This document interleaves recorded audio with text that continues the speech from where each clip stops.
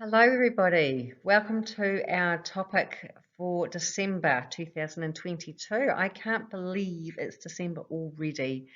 What a year. It has absolutely flown by. So today our topic is pacing. Many conversations I have about pacing, I note that many of you struggle to practice pacing enough to affect any sort of improvement in your functioning levels. So with Christmas soon approaching, I found it timely to bring this concept to our monthly meeting for further discussion. As ask any recovery what the most important strategy they applied to aid in their recovery, and pacing will always be at the top of the list. Ask how they applied pacing to be effective, and they will say that they made it a priority over everything else, especially a priority over their old ways of being. So this instigates a change process, which takes time. So as you are starting to adjust to different ideas around pacing, I do want you to be kind and gentle to yourself and know that it does take a trial and error approach. You're not going to get this sussed and sorted within a week, so just take your time. Be kind and gentle to yourself, and know that you could have the odd little hiccup along the way. So, and that is completely okay. So, what is pacing? Pacing is an activity management strategy to help patients limit the number and severity of relapses while remaining as active as possible. So the goal here is to limit those relapses, because the more relapses you have, the further away you get from your goal of recovery. So we really want to really crack this pacing as best that we can. So pacing enables you to recharge your batteries or to refuel your tank so you can get through the day. You can't get far on an empty tank of gas, and you can't make many phone calls or scroll through social media for very long if you don't have a charged battery on your cell phone. So it's for some reason I've noticed that human nature seems to have this mindset that regardless of how we feel, how empty our tank is or how flat our battery is, we just all seem to think we can just soldier on just to get that job finished. So we end up pushing ourselves well beyond our energy limits, and we just exhaust ourselves in doing so. Does that sound familiar to you?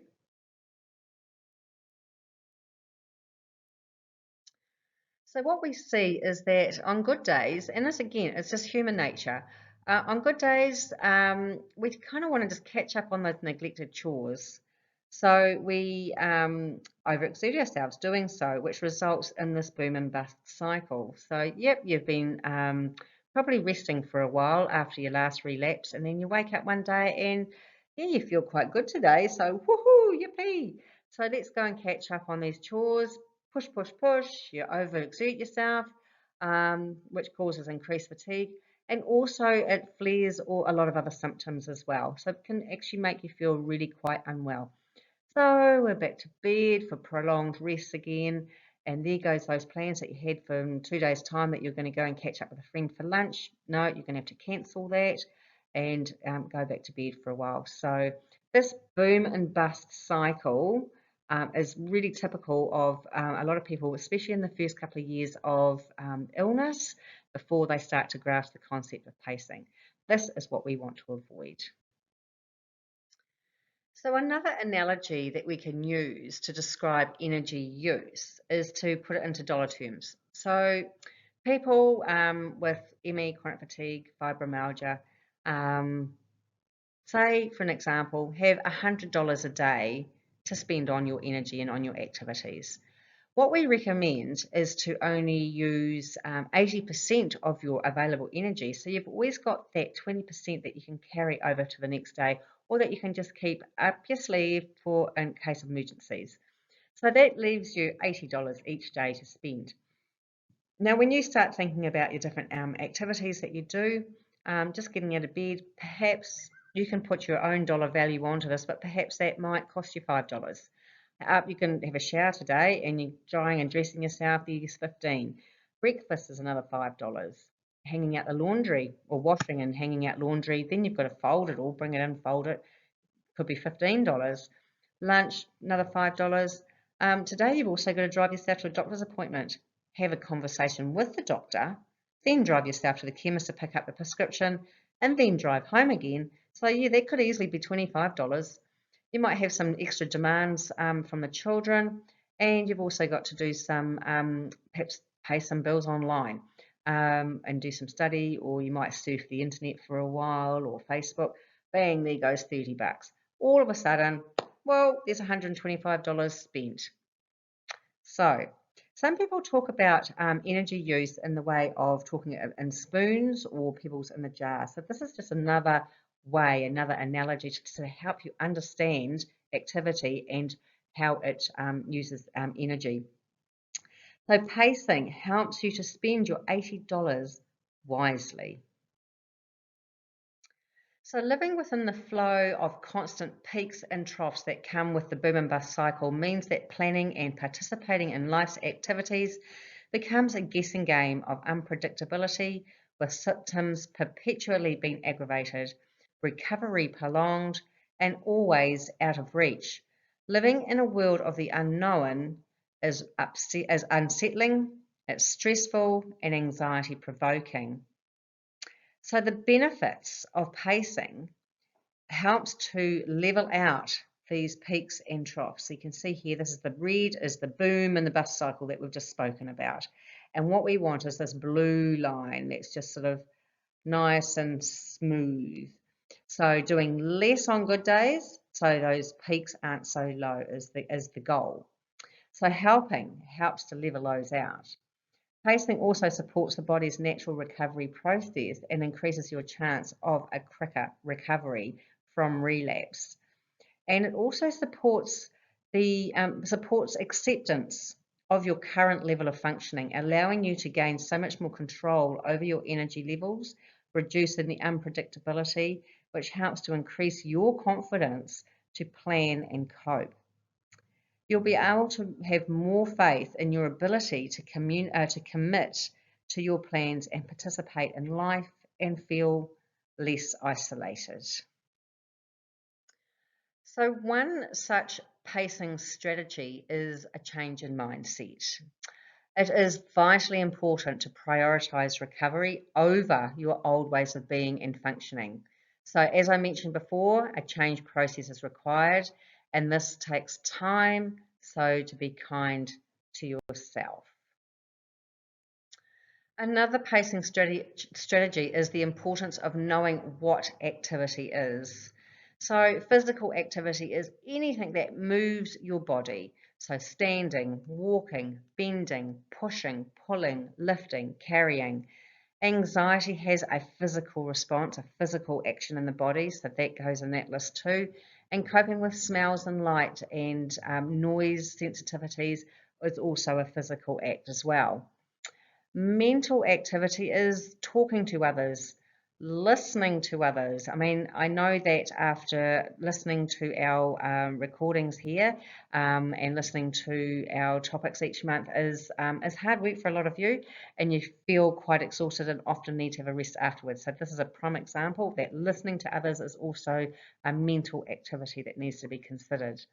Reading, watching TV, using your computer or your phone. When you're trying to nut something out, you're trying to find a solution to something, so that analysing process is energy using as well. Studying, and again, anxiety is also a mental activity. And also emotional upsets, distress, worrying about something, feeling burdened. Again, anxiety comes into this list as well. And grief. With chronic illness, there's a lot of grief because there's a lot of loss, so grief is often very present. And I talk about grief bubbles. Often grief bubbles you're cruising along quite well someday, and something might trigger you, and a grief bubble might pop up too. And before you know it, you're having quite a emotional upsetting time. So I always talk about around anniversaries of a death of a family member or a pet or loss of a job or divorce or what have you. When you've got those anniversaries, then make sure that you plan for that week to be not having a lot of activity going on, so you can really attend to that emotional state and allow that grief to come up and release. Really, really important. So when we're thinking activity, there's a few questions to ask yourself. How long can I sustain an activity without my symptoms worsening? So this is not just a physical activity, but also an emotional activity and a mental activity as well. This is also a social activity. How long can you be at the CCIS coffee group without your symptoms worsening? How long can you be using your phone, having a phone conversation without your symptoms worsening? How long can you be on your laptop or your phone scrolling through Facebook? Or how long can you be reading that book that is so exciting that it's really hard to put down? So these are good questions to be asking yourself. How long can you be doing something without your symptoms becoming worse? Are there certain times of the day that are better than others for doing activities? Some of you find that you're early birds, you wake up nice and early in the morning, you have some energy, and that's the time to do your showering, prepare your meals, and have them just sitting on the stove or in the fridge for later, tending to your laundry. Some people find that they take all morning to wake up, so that's the time not to be pushing your energy envelope at all, but they feel better in the afternoon, so that's the time to be doing your energy. So really making note of what time of day you have your better energy. Are there some people or tasks that are more draining than others? Are there some tasks that really cause a lot of body pain? Is there some tasks that just, vacuuming is quite a good one, that it's often one that really is draining. Making a bed is really hard and drains a lot of people. I know for some people, just standing at the bench trying to wash the dishes can cause incredible back pain. So that's not going to be one that we want to be doing for very long. And also, is there any location that is sort of stirs up symptoms? I'm always really mindful of never having our coffee groups um, take place in cafes that are situated at garden centres like Palmer's and Mitre 10. They have these beautiful cafes in the garden centres because a lot of you are chemical sensitive. So that's perhaps a location not to meet your friend for lunch. Is there a number of people at a gathering that you find just too many? You know, you might be better with only 4 or 5 people, but once there's 10 or 20 people, it just becomes overwhelming for you. So yeah, just asking these questions of yourself to work out the limits for your activity. So there are 9 principles or 9 elements to pacing. And the first one is conserving energy. So this is where you can sit down to do as much as you can. Sit down to shower yourself, dress yourself, dry yourself. If you can get a plastic stool from the warehouse or Kmart that you can sit on, that is really great. Consider, for those of you that have got long hair, that washing your hair and drying your hair can be really, really hard work. So you may want to consider having a little change of hairstyle. Sit to prepare your meals and use a trolley around the home to cart things and carry things around the home, so you're not having to be using energy to be lifting. Using elevators and stairs, lifts instead of stairs. And if you haven't got yourself a parking permit yet, talk to your GP and to apply for one, so you don't have to walk so far to the shops. Sitting with your feet up on a stool is always good, especially for those of you with POTS. And for some of you, even just lying down is better than sitting. So manage your anxiety well as well. A stress response uses precious energy, so relaxing is really important, and also managing anxiety is really important because, oh, you all know how wiped out you feel after an anxiety attack. So yeah, conserve energy is key here. So number 2 is balancing rest with activity. So that's sort of, you can sort of really play with this concept, but in a nutshell, it's like every 15 minutes that you spend to doing an activity, have a 15-minute rest. If you're vacuuming today, just do one room at a time, as in one room per day or even one room per week. So really breaking up the activity. Rest is more effective when you are lying down and are fully relaxed. So it is important to rest mind, body, and soul. So that means that during your rest time, be quiet. No visitors, phone calls, reading, computers, no talking, no child minding, and no watching TV. Rest is rest. Try not to sleep during the day, but if you must, only sleep for about 40 minutes and try and do that before 2 p.m. so you're not interrupting your night's sleep. You might want to set a timer on your phone so you don't sleep beyond that 40 minutes. So really, balancing rest with activity, another concept with this is preemptive resting. So we talked about this in June 2022, just this year. So have a look back on our notes and our website for these notes. This concept is using rest as a preventative to relapse as opposed to using rest as a recovery tool. So this is resting before activity as opposed to resting after activity when you're feeling exhausted.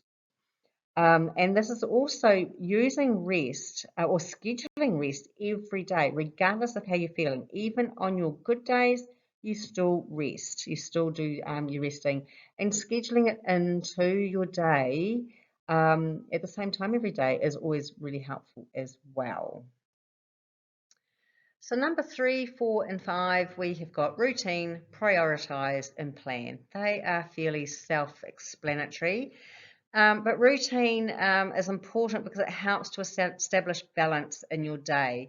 Randomness and spur of the moment events throw your balance to the wind and increase stress. So the idea is to be able to do the same activity each day without causing post-exertion malaise. So they say that spontaneity is the spice of life, but sadly, for those with chronic illness, spontaneity is not good for you. So let's have a change of mindset here and say that routine is your spice of life. Having the same routine every day or having a routine that does not cause post-exertion malaise is your spice for life. Prioritize what is important each day. For many, attending to children's needs, meals, and laundry is generally what is highest on your list. But check, do you have to have a shower every day? Maybe you could do that every second day. And prepare meals perhaps over the course of the day.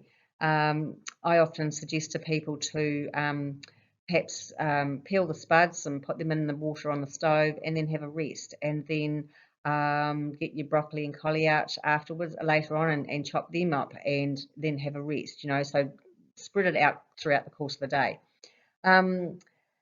Making rest a priority as well is vitally important here. So if you need to go out, prioritize your rest before and then after the outing and plan low activity days after the day after for the next few days.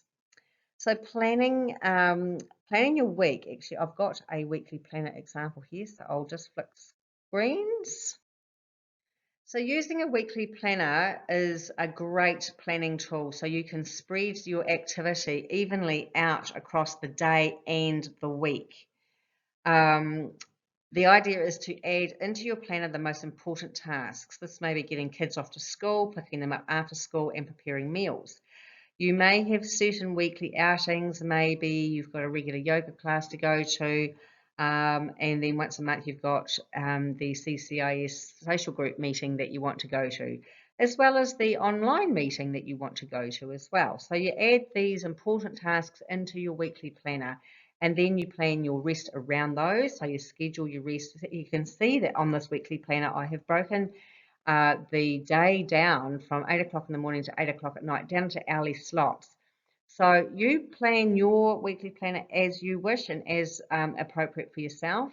But then see how I've got rest periods in there. I've got lots of gaps in there as well for other bits and pieces. It might be reading a book or watching a TV or something else, grocery shopping. So yeah, it's just a matter of planning out your week.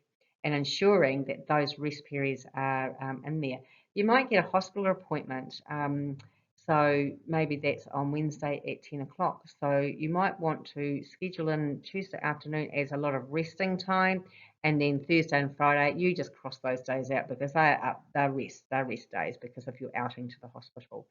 So a lot of people use apps on their phone.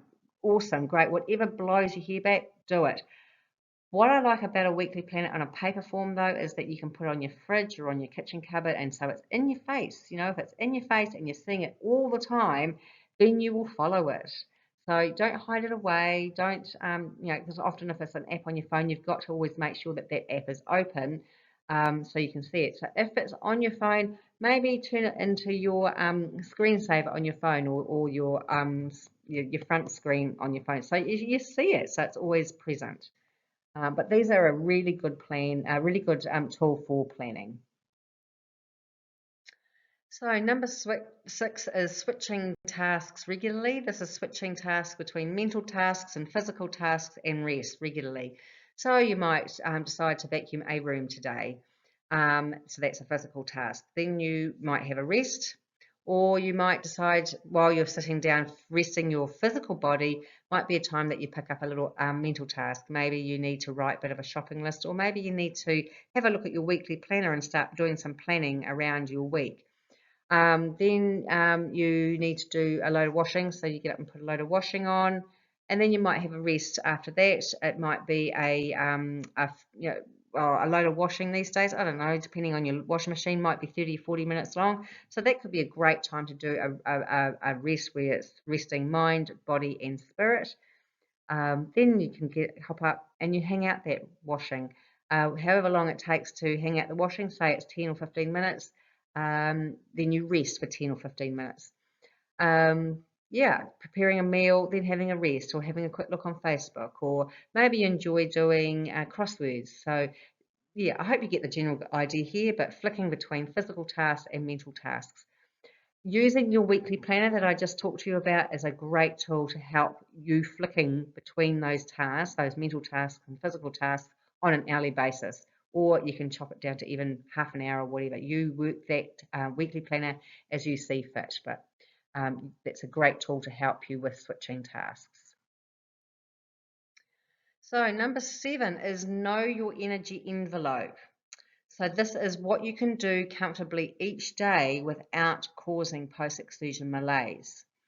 Activities levels must be sustainable on good days and bad days. So you must be able to do the same thing on a bad day without causing post-exertion malaise.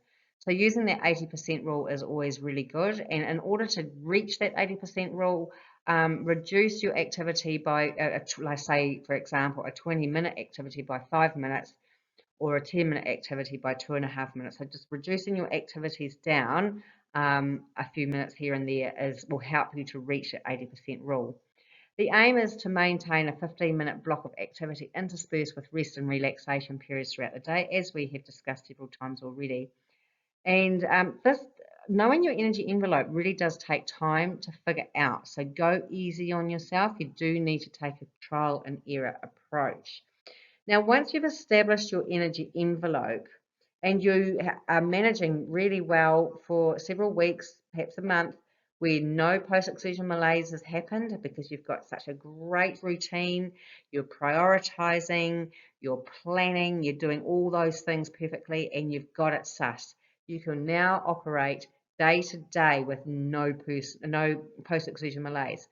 That's when you can start to bounce those boundaries ever so gently to see if you can start to increase your activity in baby steps.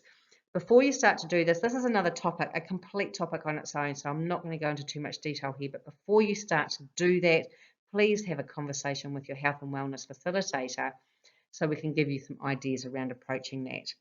So, but yeah, pacing helps you get to a point where you don't start to experience post-exertion malaise. Once you've been there for a little while and you've got your new groove going on, then you can start to bounce those boundaries. Okay, so number 8, that's setbacks. Invariably, they do happen because life happens and life is unpredictable. So sometimes we do get thrown out of routine and all our planning just goes out the back door. So when you experience a setback, whether it be relapse, post-exertion malaise, crash, whatever the term is that you give it, just drop back to a lower level of functioning for a time.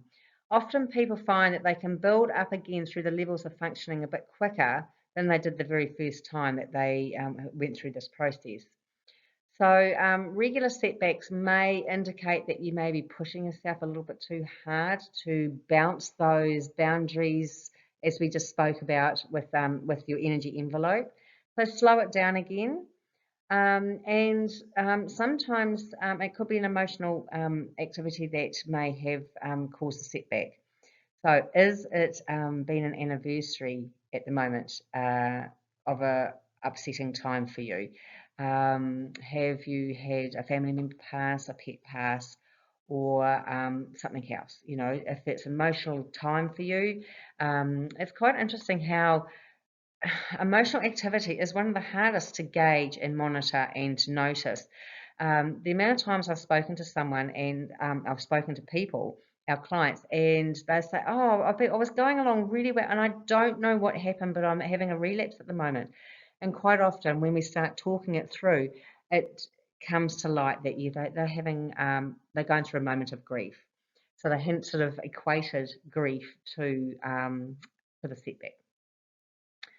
Are you getting enough quality sleep? You know, is it time to just have a little look at your sleep hygiene practices? Do you need to sort of wind in, getting to bed at an earlier time? Have you been sort of letting that slip a little bit and getting to bed a bit too late? And are you attending to all your other symptoms adequately to make sure that your pain's well managed, your reflux, asthma, allergies, anything like that, low grade infections. So if you've got any dental work that needs doing because you've got a bit of an abscess going on there. This year we've had a lot of chest infections and respiratory things go along thanks to COVID. So and also these other nasty sort of flus that have been going along, going around this winter. So looking at all those symptoms and checking in and making sure they're well managed. Also, are your goals realistic? Yeah, your energy goals, are you planning? Are you using your weekly planner? Are you pushing your boundaries a bit too hard on that energy envelope? So just a few things to look at when you do have a setback.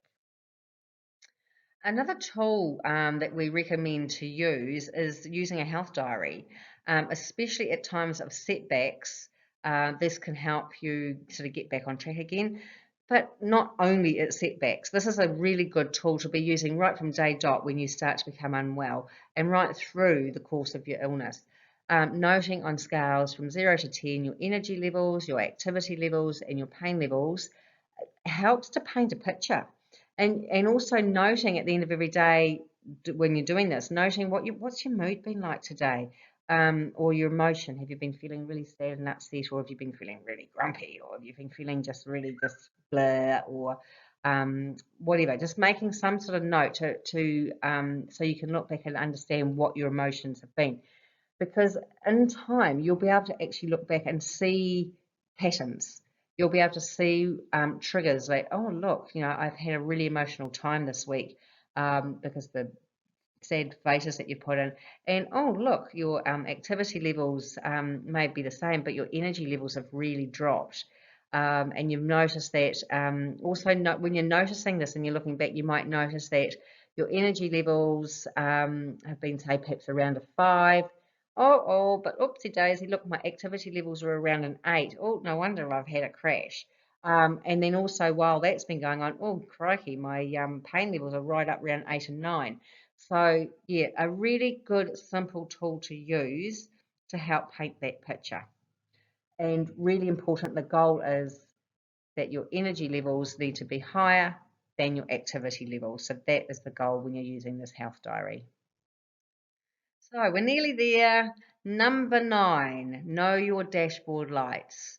Your dashboard lights is, as the picture shows here, is those warning signs to come on that says, you need to attend to something right now. When your oil light comes on in your car, you generally have to attend to that pretty quickly, otherwise you're going to seize your motor. So your dashboard lights, as far as health goes, is those very first symptoms that start to become obvious that are telling you it's time to switch tasks or down tools altogether and rest up. So what are your dashboard lights? For a lot of people, it's blurred vision. Some people report that they notice swollen glands and sore throat. It may be an increase in tinnitus for you, maybe a sudden onset of itchy skin, a change in mood, or pain in a particular part of the body, brain fog, that sudden loss of words, and word recall might be another dashboard light for you as well. It's completely individual. No one's everyone's different. So this list might not even be yours at all. But what I really want you to notice is what are those very first signs? When I have some conversations with people, they often say, oh yeah, my dashboard light is a sudden drop of energy. So that's good. You can't help but notice that dashboard light, but there's a lot more other subtle signs that will be going on in the background before that loss of energy happens, and that is what I really want to encourage you to start to notice. What are those subtle signs that happen prior to really hitting the skids? So yeah, notice those, really important. And once you do start to notice them and listen to them and choose not to ignore them and keep soldiering on, then that is pacing, and that is going to help you manage your health just so much better. So we've covered the 9 elements of pacing. So before we finish off, we just want to cover off pacing for special events, because we've got Christmas coming up very, very soon, and so that's a special event in itself. But also special events also entail holidays, visitors coming to stay, if you're moving house, going to appointments, all sorts of things. So those sort of events that are a little bit out of the ordinary, that don't sort of don't happen every week or even every month. So, so there's 3 principles to this, and that is extra rest before, during, and after the event. So, let's take a wedding as an example. But extra rest leading up to those days leading up to the wedding, and to help preserve energy and restore some energy up. And then during the event, you might decide that while they're off getting their photos taken, you might just go and have a little, just remove yourself from the crowd for a bit and just sort of have a bit of time out and just sort of focus on some breathing and relaxation. And then after the event, that's when you'll just sort of cross your diary out for several days, or possibly even up to a week, and just make sure that you have some real low activity days. Detailed planning. Now, when you're going on holiday, if you're going into airports, then it's great to organise wheelchairs or motorised scooters, so you can help preserve your energy as you're going through the airport.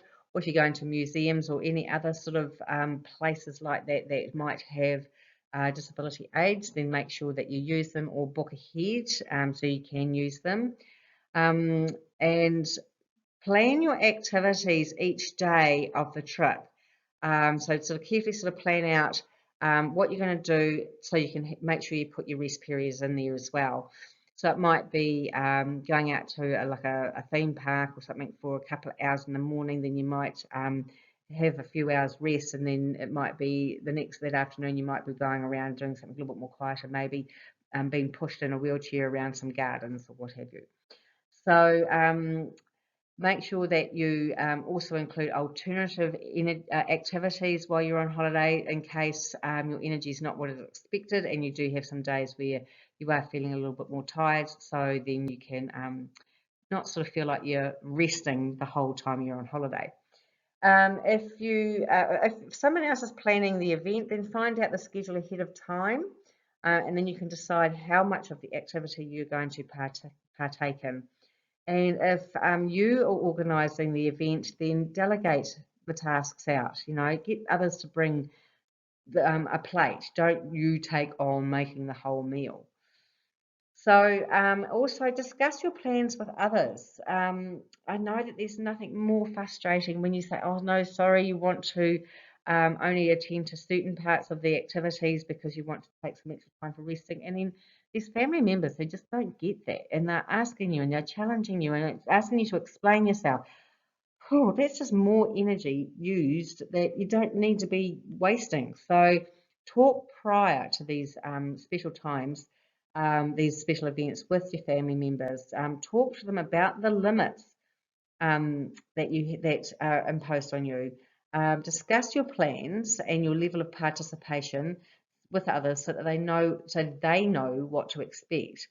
Warn others that you may need to cancel out of some events at the last minute so that they can sort of step in and take over any planning that might have been going on that you've been responsible for. And also discuss your limits and the unpredictability ahead of time to reduce disappointment and to create, and it helps to create a flexible climate with your planning and others around you to support you in that time. Right, we're at the end. Pacing is a big topic, so I hope the listening that you've been doing today is not wearing you out. And I hope you've picked up some tips that you can take home and apply. If nothing else, then a weekly planner and a health diary are two fantastic tools to use, and that will support you in your planning and pacing and your routine. So it's December, Christmas is soon upon us. I do want to take this moment to wish you all a Merry Christmas and to also thank you for your time and your membership during 2022. I do look forward to seeing you all again next year. Our first month back with online topics will be in February. We are yet to confirm what our first topic of the year will be. So keep an eye on your emails and I look forward to seeing you then. Ta-ta!